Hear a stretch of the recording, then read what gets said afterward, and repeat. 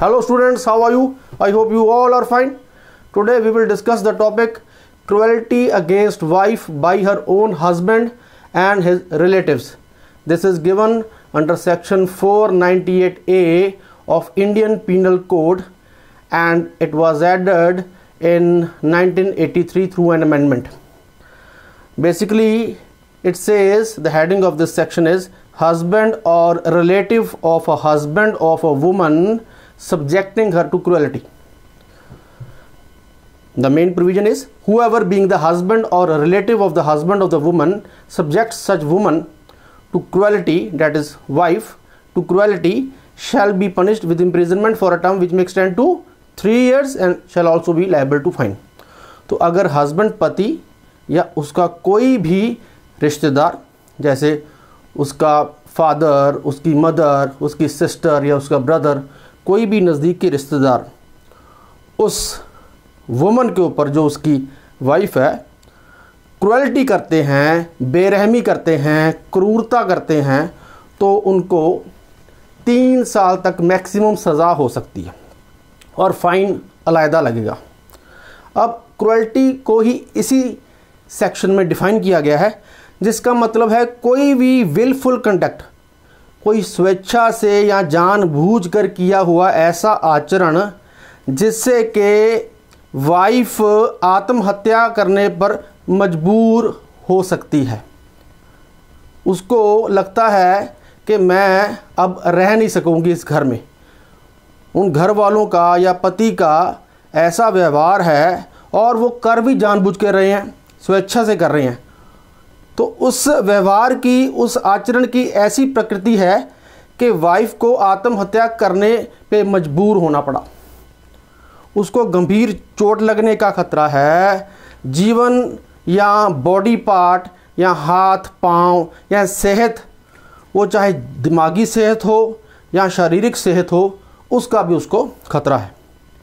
इसको इंग्लिश में हम बोलें तो दिस क्रुएल्टी का जो नेचर है, it is likely to drive the woman to commit suicide और टू कॉज ग्रेव इंजरी और डेंजर टू लाइफ, लिम्ब और health of that woman, whether mental और फिजिकल। अब क्रुएल्टी का एक मतलब और है, उसका मतलब है हरासमेंट। हरासमेंट होता है उत्पीड़न करना, तंग परेशान करना। तो हस्बैंड द्वारा या उसके रिश्तेदारों द्वारा, चाहे फादर है, मदर है या और रिश्तेदार है, उसकी वाइफ को हरास करना, और वो उत्पीड़न कैसा है, विद अ व्यू टू कोर्सिंग हर, उसको फोर्सफुली कंपेल करना, किस चीज़ के लिए, या उसको करना या उसके सगे संबंधियों पर, उसके फादर को या मदर को, उनके ऊपर भी दबाव डालना, वाइफ के ऊपर भी दबाव डालना, वाइफ के फादर मदर या उसके जो पेरेंटल जो रिलेटिव्स हैं उनके ऊपर दबाव डालना, मतलब any person related to her, to meet any unlawful demand for any property. ये दबाव किसके लिए डाला गया, इसलिए कि वो कोई गैर कानूनी मांग जो वो रख रहे हैं उस वुमन के ऊपर, उस वाइफ के ऊपर, वो मान ले।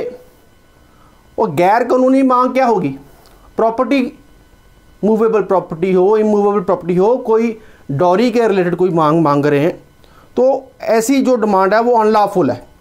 तो प्रॉपर्टी चाहे मूवेबल हो, इमूवेबल हो, तो अपने पेरेंट्स से जाके प्रॉपर्टी लेके आ, या फलानी ज़मीन की रजिस्ट्री हमारे नाम करवा दे, हस्बैंड कह रहा है उस वाइफ को, अपनी वाइफ को, या कोई वैल्यूबल सिक्योरिटी जो है वो हमें दे दे। वैल्यूबल सिक्योरिटी में कोई सेल डीड होगी, कोई इमूवेबल प्रॉपर्टी की, उसकी पेरेंटल कोई प्रॉपर्टी है उसके फादर की, और उसका हस्बैंड कह रहा है कि वो प्रॉपर्टी जो है, वो प्लाट वो जो है वो हमारे नाम करवा दो, ठीक है, उसकी रजिस्ट्री हमारे नाम करवा दो। तो वैल्यूबल सिक्योरिटी में सेल डीड हो गया, रजिस्ट्री होगी, बेसिकली वैल्यूबल सिक्योरिटी हुई जिसके द्वारा कोई लीगल कैरेक्टर आपको मिलता है, कोई लीगल कैरेक्टर क्रिएट होता है, ट्रांसफ़र होता है। जैसे पासपोर्ट हो गया, पासपोर्ट भी एक लीगल कैरेक्टर आपको देता है ना कि आप बाहर जा सकते हैं। तो कोई पासपोर्ट मांग रहा है उससे, कोई बर्थ सर्टिफिकेट मांग रहा है, कोई लॉटरी टिकट, कोई सेल डीड, कोई मॉर्गेज डीड, कोई प्रॉमिसरी नोट, कुछ भी हो सकता है, वैल्यूबल सिक्योरिटी में कुछ भी हो सकता है। तो इस तरह ये डेफिनेशन दी हुई है, लेकिन इस डेफिनेशन में पूरा अच्छी तरह क्लियर नहीं है कि कौन कौन सी चीज़ें वाकई क्रुएल्टी में आ जाती हैं। एक ओवरऑल डेफिनेशन हमको मिल गई है। अब ये जो ऑफेंस है क्रुएल्टी का, ये कॉग्निजेबल है, सीरियस है, नॉन बेलेबल है। कॉग्निजेबल मतलब अगर वाइफ या उसका कोई भी सगा संबंधी, उसका जो पेरेंटल होम है जहाँ से वो आई है, वो थाने में जाके रिपोर्ट दर्ज करवाते हैं तो FIR दर्ज करनी पड़ेगी। और ये नॉन बेलेबल है, मतलब जो पति है या उसका कोई भी रिश्तेदार है, उसको कोई राइट नहीं है कि वो बेल पे या ज़मानत पे रिहा हो जाए। पुलिस थाने में तो बिल्कुल भी नहीं। हाँ, अगर मैजिस्ट्रेट के पास लेके जाते हैं अरेस्ट करने के बाद, मैजिस्ट्रेट की डिस्क्रिप्शन है उसको बेल पे रिहा करना है या नहीं करना है। उसको बेल पे रिहा कर भी सकते हैं, उससे श्योरिटी बॉन्ड या पर्सनल बॉन्ड भरवा के। तो बेसिकली एक और पॉइंट है इसमें, नॉन बेलेबल और कॉग्निजेबल तो है ही है, सीरियस ऑफेंस है, इसके साथ ये नॉन कंपाउंडेबल भी है। नॉन कंपाउंडेबल का मतलब है it can not be compounded, that is it can not be compromised between the husband and the wife. तो ये हस्बैंड अगर अक्यूज्ड है और अगर उसने ये ऑफेंस किया है तो वो कोर्ट में एप्लीकेशन नहीं डाल सकता कि मैं कंपाउंड करना चाहता हूँ, मैं अपनी वाइफ से ये कॉम्प्रोमाइज़ करना चाहता हूँ। क्योंकि अगर हस्बैंड को हम अलाउ कर देना, अगर इसको कंपाउंडेबल ऑफेंसेस में डाल दे 498A में, उससे हमारी जो सामाजिक व्यवस्था है, फैमिली सिस्टम है, वो बिगड़ जाएगी। हर एक हस्बैंड पहले अपनी वाइफ को मारेगा, उसको तंग परेशान करेगा डोरी के लिए, या वैसे ही विलफुल कंडक्ट ऐसा करेगा जिससे वो तंग परेशान करता है, उसको मारता है, उसको क्रूरता करता है। बाद में जब वो फंस जाएगा कोर्ट केस में, वो कंपाउंड करने की कोशिश करेगा। तो इस फ्यूचर केसेस में ऐसा ना हो, एक डेटरेंट हो, एक डर हो पतियों को, तो ये प्रोविज़न को नॉन कंपाउंडेबल बनाया गया है। हालांकि लॉ कमीशन ने अपनी कई रिपोर्टों में ये रिकमेंडेशन दी है कि इस प्रोविज़न को बदलती हुई सामाजिक व्यवस्था के कारण कंपाउंडेबल बना देना चाहिए। उनका मेन ये कहने का कारण ये था क्योंकि 1980 के दहाके में बहुत ज़्यादा डॉरी रिलेटेड डेथ्स हो रही थी और क्रुएल्टी बहुत ज़्यादा हो रही थी, कोई प्रोविज़न अच्छी नहीं बनी हुई थी, तो ये प्रोविज़न 498 डाली गई। उसके बाद अब 30-40 साल हो गए हैं, इस समय कह रहे हैं और ये सुनने को भी आया है कि जो पत्नियां होती हैं वो इस प्रोविज़न को मिसयूज़ कर रही हैं पतियों के खिलाफ। जो बूढ़े उसके डैड मॉम होते हैं उनको भी अरेस्ट कर लिया जाता है बिना किसी रीज़न के, और एक तरह की रिवेंज ले रही है वो पतियों से, ये कहना है समाज का, या जो भी ये आजकल उभर रही है बातें। देखो, मिसयूज़ तो ज़रूर होता है, हर एक कानून का मिसयूज़ होता है, उस मिसयूज़ को रोकने के लिए भी कोई ना कोई प्रोविज़न ज़रूर होनी चाहिए। हालांकि लॉ कमीशन ने रिपोर्ट्स में कहा है कि इसको कंपाउंडेबल बना देना चाहिए, लेकिन अभी तक कंपाउंडेबल नहीं बनाया। और इवन जैसे एक जस्टिस मलियामत कमेटी हुई थी, जस्टिस मलियामत कमेटी ने एक रिपोर्ट दर्ज की कि उस रिपोर्ट का नाम है reform of criminal justice system.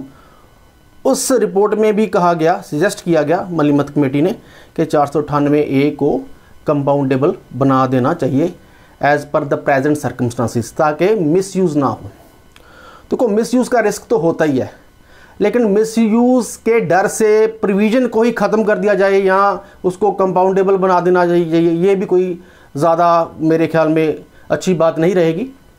तो मिसयूज़ को रोकने के लिए भी काफ़ी प्रोविज़न्स हम ला सकते हैं, लेकिन आई थिंक दिस प्रोविज़न, ये जो प्रोविज़न है, ये समाज में पत्नियों के ऊपर जो उत्पीड़न होता है, जो क्रुएल्टी होती है, स्पेशली डॉरी की डिमांड पतियों के द्वारा या हस्बैंड्स के द्वारा, उसको रोकने के लिए काफ़ी कारगर है। अब सिमिलरली ऐसा ही एक और सेक्शन है, section 113A of evidence act. ये 1983 में ये भी ऐड किया गया।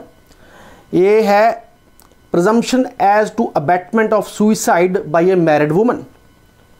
मतलब अगर ये मुद्दा या क्वेश्चन कोर्ट के सामने है कि जो वुमन है, मैरिड वुमन है, उसने जो सुइसाइड किया है उसको उकसाया गया था हस्बैंड के द्वारा, क्या उस सुइसाइड के पीछे हस्बैंड का हाथ है या उसके कोई सगे संबंधी का हाथ है? मतलब सुइसाइड या आत्महत्या का जो कारण है, असली कारण हस्बैंड होगा, हस्बैंड का बढ़ावा होगा हस्बैंड की उत्पीड़ना या क्रुएल्टी के कारण ही उसने सुसाइड किया है? अगर ये मुद्दा है, क्वेश्चन है कोर्ट के सामने, और प्रोसिक्यूशन ने, अभियोग पक्ष ने ये शो किया है, ये प्रूव किया है कोर्ट के सामने कि इस वुमन ने 7 साल, मैरिज के 7 साल के अंदर अंदर, with in 7 years of marriage she had committed suicide. 7 साल के अंदर उसने ये सुसाइड या आत्महत्या की है। तो इसमें यह भी प्रूव कर दिया कि क्रुएल्टी भी की गई थी हस्बैंड द्वारा। उन 7 सालों के बीच बीच क्रुएल्टी भी की गई थी, क्रूरता भी की गई थी, बेरहमी भी की गई थी उस वाइफ के ऊपर। तो अगर ये चीज़ें सामने आ जाएं, 2 चीज़ें हैं, 7 साल के अंदर अंदर सुसाइड किया गया और सुसाइड से पहले उसके ऊपर क्रुएल्टी भी की गई थी, तो कोर्ट, ये डिस्क्रिप्शन है कोर्ट की, कोर्ट मान सकती है, कोर्ट मानेगी या कोर्ट अनुमान लगा सकेगी या ये मान के चलेगी कि ये सुसाइड करने के पीछे हस्बैंड या उसके रिलेटिव का हाथ हो सकता है। उन्होंने ये सुसाइड अबेट किया हो, वो अबेटर हैं, उन्होंने ही सुसाइड करने को उस वाइफ को उकसाया है, उसको तंग परेशान करके, तो दे आर द अबेटर। तो ये प्रजम्पशन है। वैसे नॉर्मली कोई भी केस होता ना, जैसे रेप केस है या इवन मर्डर केस है, उसमें भी कोर्ट ये प्रजम्पशन करती है कि जो अक्यूज्ड है वो इनोसेंट है, जब तक प्रोसिक्यूशन या अभियोग पक्ष उसके खिलाफ जो भी केस है उसको बियॉन्ड रीजनेबल डाउट प्रूव ना करे। तो बर्डन ऑफ प्रूफ प्रोसिक्यूशन के ऊपर होता है नॉर्मल केसेस में। कोर्ट प्रिज्यूम करती है वो इनोसेंट है until unless he is declared guilty. Okay, but here the presumption is totally different. इसमें कोर्ट प्रिज्यूम कर रही है 113A में, जब सुसाइड किया जाता है मैरिड वुमन जो करती है suicide with in 7 years of marriage और उसके ऊपर क्रुएल्टी है, तो कोर्ट प्रिज्यूम करती है कि नो, इस हस्बैंड ने या उसके रिलेटिव ने ही ये उसको उकसाया है, अबेट किया है ये suicide. A burden is on the husband, not on the prosecution, to prove that he is this innocent. Now burden is on the husband that is accused to prove that no, उसने ये abet नहीं किया, या he is not the culprit, he is not the abettor. तो ये burden accused के ऊपर है, accused के वकील के ऊपर है ये प्रूव करना कि नहीं, we are not the abettors। नहीं तो कोर्ट मानेगी कि आपने ही सुसाइड करने के लिए उसको मजबूर किया है। तो ये सख्त प्रोविज़न काफ़ी बनाया गया है। अब आगे जो जिस प्रोविज़न में क्रुएल्टी शब्द आता है वो है डाउरी डेथ। इसमें कहा गया है, ये 304B है, ये 1986 में ऐड किया गया। ये दोनों 498A और दिस 113A एविडेंस एक्ट का ये 1983 में ऐड किए गए। लेकिन डाउरी डेथ का जो प्रोविज़न है जिसमें भी क्रुएल्टी शब्द आ रहा है, मैं इन प्रोविज़न को इसलिए बता रहा हूं क्योंकि इन सब में क्रुएल्टी का शब्द आ रहा है और एंड में आपको मैं क्रुएल्टी का असली मीनिंग बताऊंगा, क्रुएल्टी में क्या क्या हरकतें आ जाती हैं हस्बैंड की या उसके रिलेटिव्स की, क्या क्या कुछ क्रुएल्टी में आएगा, वो बाद में करेंगे। तो पहले डाउरी डेथ की प्रोविज़न पढ़ लें। इसमें कहा गया है 304B IPC में, जिसको दहेज हत्या भी कहते हैं, where the death of a woman is caused by any bodily burns or bodily injury or occurs otherwise than under normal circumstances within 7 years of marriage। यहाँ भी 7 years of marriage maximum limit, जैसे 113 में A में 7 years थी, suicide wife ने किया था with in 7 years। इसमें भी, इसमें सुसाइड चाहे ना किया हो लेकिन डेथ जरूर हुई है, डेथ जरूर हुई है, वाइफ की डेथ हुई है। देखो कारण क्या है डेथ होने का 304B में, दहेज हत्या में ये प्रूव हुआ है कि या तो जलने से, बॉडली बर्न से, आग लगने से, या बॉडली इंजरी से, शारीरिक चोट से वाइफ का या वुमन का देहांत हुआ है, उसकी डेथ हुई है। अगर बॉडली बर्न से या बॉडली इंजरी से नहीं हुई तो साधारण हालात में तो बिल्कुल भी नहीं हुई, नॉर्मल सर्कमस्टांसिस में बिल्कुल भी नहीं हुई, शक्की संदेहपूर्ण सर्कमस्टांसिस में शायद उसकी डेथ हुई है। और ये हुई भी 7 साल के अंदर है।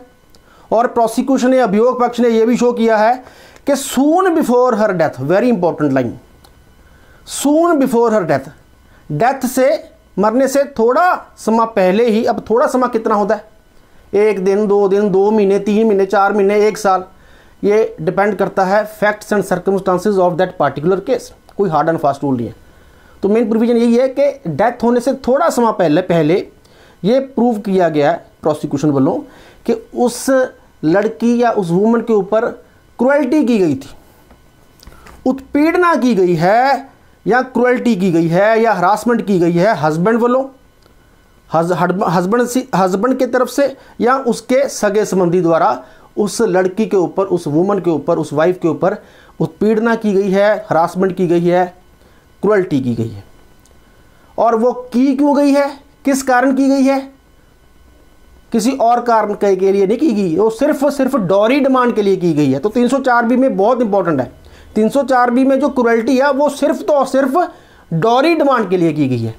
498A में क्रुएल्टी को डिफाइन किया गया था, जो हमने किया था उसमें डिफाइन किया गया, उसमें डॉरी मांगने के लिए जो भी उत्पीड़ना की जाती है वो क्रुएल्टी है। उसके अलावा और भी बहुत चीज़ें आ जाती हैं, जैसे विलफुल कंडक्ट, वैसे ही कुर्ता मारता है, अल्कोहल पीता है, दारू पीता है, तंग परेशान करता है, डॉरी चाहे नहीं मांगता, वो चीज़ें भी क्रुएल्टी में आ जाती है 498A में। लेकिन 304B में अगर प्रूव करना है कि हस्बैंड ने या उसके रिश्तेदार ने डॉरी डेथ की है, तो उसमें जो क्रुएल्टी है वो क्रुएल्टी सिर्फ और सिर्फ डॉरी की डिमांड के लिए ही होनी चाहिए। तो ये प्रूव भी हो गया कि 7 साल के बीच में उसकी मौत हुई है लड़की की, और सून बिफोर हर डेथ, मौत से पहले उसको तंग परेशान किया गया डॉरी के लिए। तो कोर्ट इस सेक्शन में भी, जैसे 113A में प्रिज्यूम किया था कि हस्बैंड अबेटर है, उसकी सुइसाइड के लिए, आत्महत्या के लिए दबाव डालने के लिए हस्बैंड लायबल है, प्रजम्पशन तो है ना, इसमें भी यही प्रजम्पशन होगा कि हस्बैंड या उसके रिलेटिव ने ही ये डॉरी डेथ, ये दहेज हत्या की है, और ये बर्डन कि ये दहेज हत्या नहीं की है ये हस्बैंड के ऊपर या उसके एडवोकेट ऊपर है। उनको ये प्रूव करना पड़ेगा कोर्ट में कि हमने ये डॉरी डेथ नहीं की और या हमारा हाथ इसमें नहीं है। अगर वो प्रूव ना कर पाए तो कोर्ट ये मान के चलेगी कि उन्होंने ही की है। तो यहाँ भी burden of proving innocence is on the accused.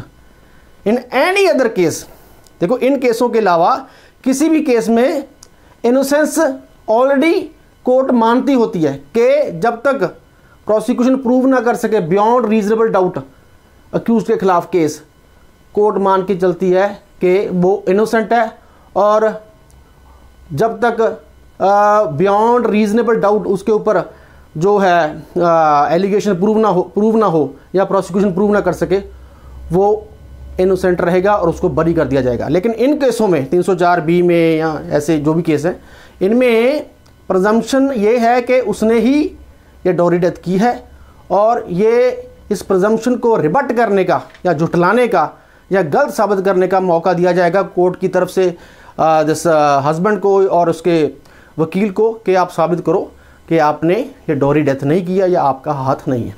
तो ये बड़ी स्ट्रिक्ट प्रोविज़न है। अब इसमें इम्प्रिजनमेंट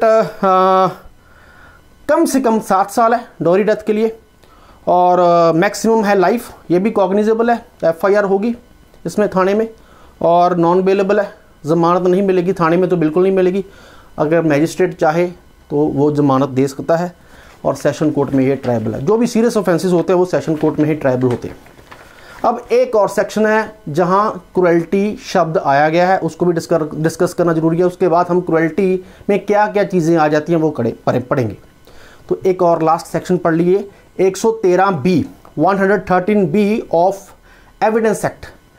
ये कहते हैं presumption as to dowry death. अब डॉरी डेथ हमने 304B IPC में समझ लिया।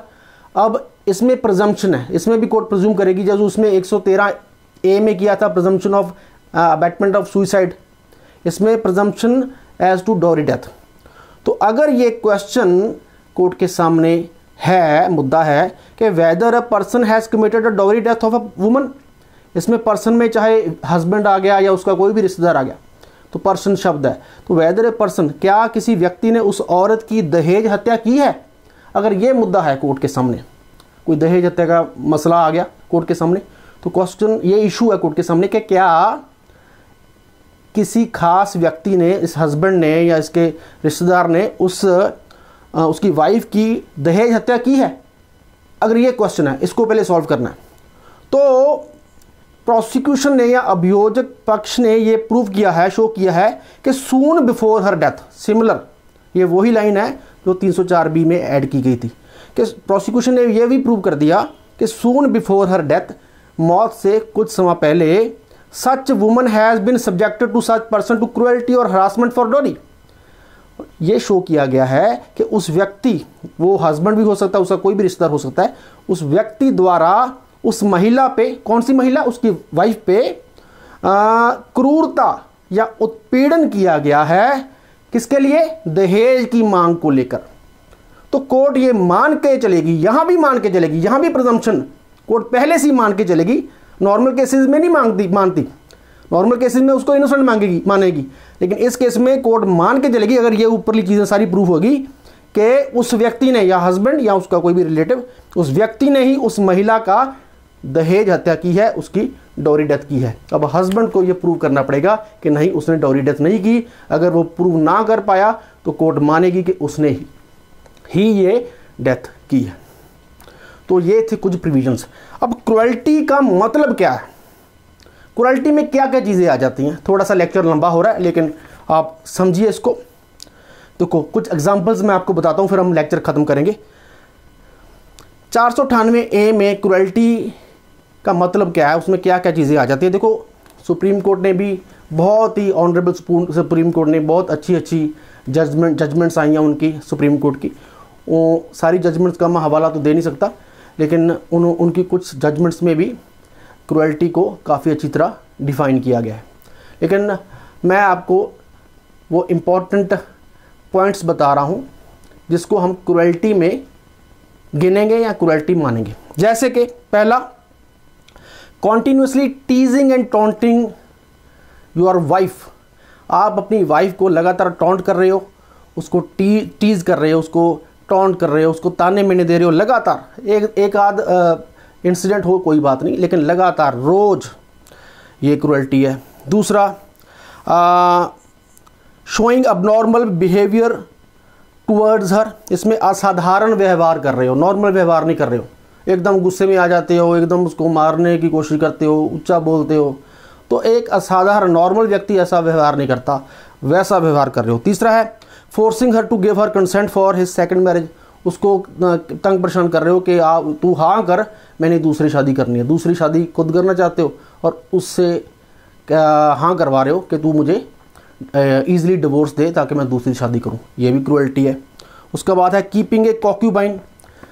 जिस घर में वाइफ है आपके पास, है ना, आप वाइफ हस्बैंड दोनों रहते हो, एक और वुमन उस घर में आप लेके आए हो, उसको हिंदी में रखेल भी कह सकते हैं, तो आप रखेल रख रहे हो, ये भी क्रुएल्टी है वाइफ के ऊपर। तीसरा है, अगला है depriving children and wife of basic amenities of life like food, clothes and shelter. बच्चों को खाने पीने को कुछ नहीं दे रहे आप। अगला है excessive drinking by husband and then beating her regularly.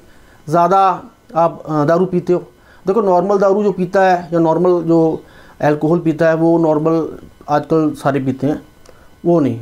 अगर आप रेगुलर पी रहे हो और बहुत ज़्यादा मात्रा में पी रहे हो और दारू पी के आप रोज़ अपनी वाइफ को मारते हो, पीटते हो, तो ये क्रुएल्टी में गिना जाएगा। ठीक है। अगला है husband spending money on gambling. जुआ खेलता है, उस पर पैसे लगाता है। Attacking wife chastity. वाइफ को बार बार उसको चरित्रहीन बोल रहा है, उसकी पवित्रता पे, उसकी सादगी पे हमेशा हमला करता है, उसके बेबुनियाद दोष लगाता है कि तेरे चक्कर चल रहा है कहीं और, या जो भी है। ये सारी बातें क्रुएल्टी में आती हैं। ठीक है। और अगला है खुद किसी और बगानी वुमन के साथ इलिसिट रिलेशन रखना। जो हस्बैंड है उसके इलिसिट रिलेशन है वेडलॉक के बाहर किसी लेडी के साथ, तो ये क्रुएल्टी है, ये वाइफ के ऊपर क्रुएल्टी है। Not having sexual relations with wife deliberately और ड्यू टू सम डिफेक्ट और इम्पोर्टेंसी। ये मेडिकल अबनॉर्मेलिटी है हस्बैंड में, वो इम्पोर्टेंट है, वो नॉर्मल सेक्सुअल रिलेशन नहीं कर रहा वाइफ के साथ। देखो, मैरिज का या शादीशुदा ज़िंदगी का बेसिस ही ये है हैप्पी नॉर्मल सेक्सुअल रिलेशंस, वो नहीं कर रहा, उसको कोई प्रॉब्लम है, मेडिकल प्रॉब्लम है या इम्पोर्टेंट है, तो है तो ये क्रुएल्टी ही ना, वाइफ के लिए तो क्रुएल्टी है ना ये। इस ग्राउंड पे वो डिवोर्स भी ले सकती है, ठीक है, सेक्शन 13 हिंदू मैरिज एक्ट में। उसके बाद मेंटल क्रुएल्टी करता है। देखो क्रुएल्टी में कला फिजिकल क्रुएल्टी नहीं आता, उसको मारना पीटना नहीं, मेंटल क्रुएल्टी, टॉर्चर करता। आजकल मेंटल क्रुएल्टी ज़्यादा हो रही है, मेंटल क्रुएल्टी के केसेस ज़्यादा हैं, ठीक है। आजकल ज़्यादा मारना पीटना नहीं होता जो 1980s में होता था, आजकल मेंटल क्रुएल्टी हो रही है हस्बैंड की तरफ से। तो उसमें गाली गलौज करना, है ना, अब्यूज़ करना, इंसल्ट करना वाइफ को, फिल्थी लैंग्वेज यूज़ करना, अब्यूजिव लैंग्वेज यूज़ करना, उससे क्या है, गंदी या भद्दी भाषा का जो प्रयोग कर रहा है, गंदी लैंग्वेज यूज़ करता है, गाली निकालता है, उससे वाइफ का मेंटल बैलेंस बिगड़ रहा है और उसका जो मेंटल पीस है वो बिगड़ रहा है, तो वो उसके साथ नॉर्मली रह नहीं सकती, तो वो क्रुएल्टी के बेसिस पे जो है कार्रवाई कर सकती है, उसके ऊपर FIR कर सकती है 498A में। अगला है husband asking his wife that he does not like her company, वो कह रहा है कि मैं तेरी कंपनी को पसंद नहीं करता, मैं नहीं पसंद करता तुझे, तू लेकिन मेरे घर में ज़रूर रह सकती है, you can live in my house, you can live and stay with my other members.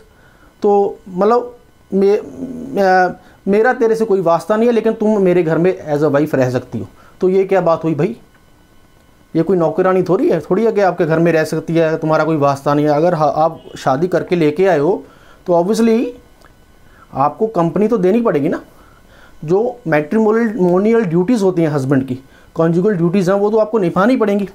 ये भी क्रुएल्टी है। अगला है कॉन्सिस्टेंटली, लगातार उसको पागल कहना कि तू तो पागल है ना, उसके ऊपर एलिगेशन लगाना कि you are a mental patient, और उसको एक्सपर्ट डॉक्टर या एक्सपर्ट साइकोलॉजिस्ट की सलाह या ट्रीटमेंट लेने को कहना, ये जानते हुए कि वो बिल्कुल ठीक है, नॉर्मल है ना, ये जानता है कि मेरी वाइफ बिल्कुल नॉर्मल है, उसको बार बार पागल कहना, उसको बार बार कहना कि डॉक्टर के पास जा, है ना, अपना दिमाग चेक करा, ये भी क्रुएल्टी है।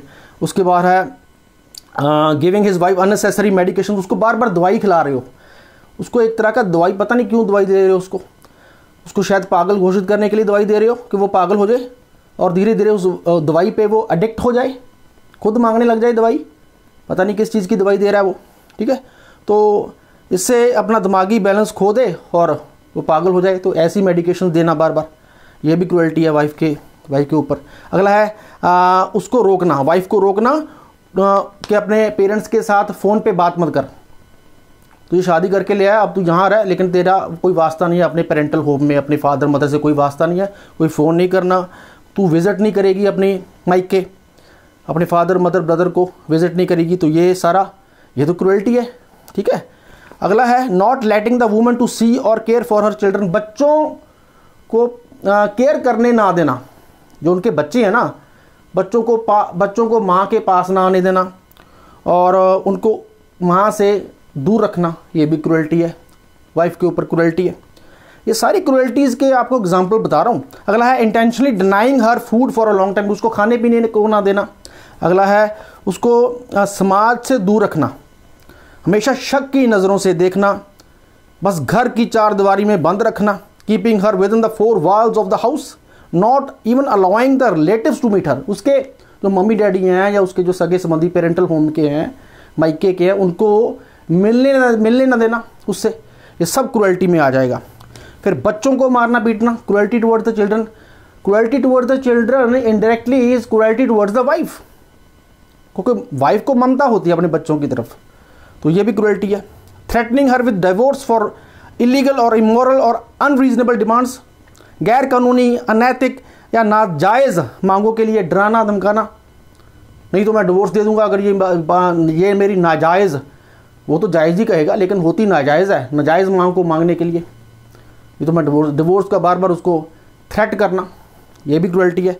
उसको प्रेशराइज़ करना कि तू अबॉर्ट करा दे, अबॉर्शन के लिए, उसको गर्भपात के लिए प्रेशराइज़ करना, अगर वो गर्भवती होगी या उसको प्रेशराइज़ करना कि हमें बच्चा नहीं चाहिए, यूनिलेटरली खुद ही डिसीजन ले लिया हस्बैंड ने कि मुझे बच्चा नहीं चाहिए। अरे वाइफ की भी सुनो ना, आप दोनों की ही रजामंदी चाहिए ना, उसकी भी तो सुनो, तो यूनिलेटरल डिसीजन लेके मुझे बच्चा नहीं चाहिए, तो ये भी एक क्रुएल्टी है। एग्रेसिव और uncontrollable behaviour of the husband, aggressive behaviour, हमेशा गुस्से में रहना, लाल पीला रहना, और अनकंट्रोलेबल बिहेवियर, उसका कोई पता नहीं क्या कर दे। फिर humiliating the wife in front of family और फ्रेंड्स, अपने फैमिली के सामने, अपने फ्रेंड्स के सामने वाइफ की बेइज्जती करना, उसको अपमानित करना।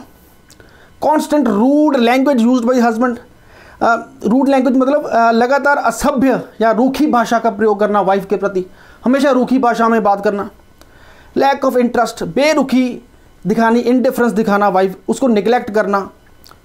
तो इससे जो है ना वाइफ का जो विवाहित जीवन होता है, उसकी जो मैरिड लाइफ होती है, वो पूरा मतलब एक तरह का अनबियरेबल हो जाता है, वाइफ को वो असहनीय हो जाता है। तो ये कुछ उदाहरणें थी, these were the certain examples of cruelty. और भी हो सकती हैं, there may be many more examples according to the fact and circumstances of each case. तो ये थी कुछ एग्जाम्पल्स, और क्रुएल्टी की मेन डेफिनेशन मैंने आपको समझा दी है, उसकी सज़ा समझा दी है। I think you like the lecture. Thank you very much. Subscribe this channel. Do subscribe this channel so that I can make more and more informative videos for you all. Thank you very much. Sat Sri Akal.